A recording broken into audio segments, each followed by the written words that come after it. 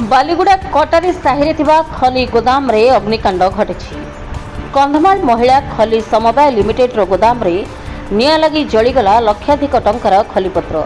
गत विलंबित राति कौनसी कारणरू खली गोदाम रे निया लागिथिला। तेबे गोदाम रे थिबा सुखिला सियाली खलीरू निया व्यापी जली जाइथिबा बेले स्थानीय लोक निया लागिथिबा देखि कंधमाल महिला मंडलर कर्तृपक्षଙ୍କୁ अवगत कराइथिले। तेबे अग्निशम बाहिनी खबर पाई घटनास्थल रे पहुंची दीर्घ 4 घंटार उद्यम पर निया को आयत्त करिछि।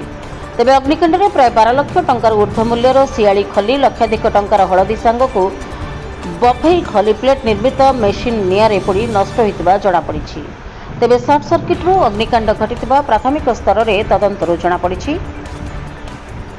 कौन आम जानू राति 4टा बेलू आम पाखु साही पड़िशा लोक खबर देले कि गोदाम रू धुआं बाहर बोली। तो आम जिते आसिक पहुँचलु से गोदाम स्काइलाइट आम धुआं देखा पाइलु।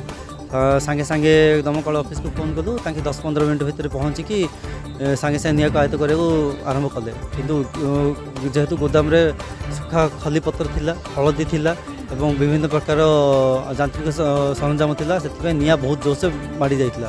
निया लिभाइबा पाखापाखि 3-4 घंटा लगिला। पर्यंत टे भितर नियाटा अच्छी सन्देह अच्छे।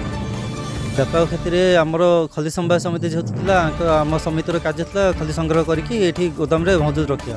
पाखापाखि 10-12 लाख टंकार सियाली पत्र थिला, ता सहित विभिन्न प्रकार बफे प्लेट मेसीन थिला, आउ हलदी पॉलिशिंग मेसीन थिला, किछि हलदी किणिकी रखाई थिला, आउ किछि फर्टिलाइजर थिला, जहाँ सब संपूर्ण मात्रा जलिकी नष्ट हो जाए। आम से विषय तो किसी जानी किंतु आम भावुँ कि सरकार से विषय अवगत कर सहायता आसपाई बोले आवेदन करूँ। बालीगुड़ा इसाक प्रधान रिपोर्ट रिपब्लिक ओडिशा साधारण लोकों स्वर।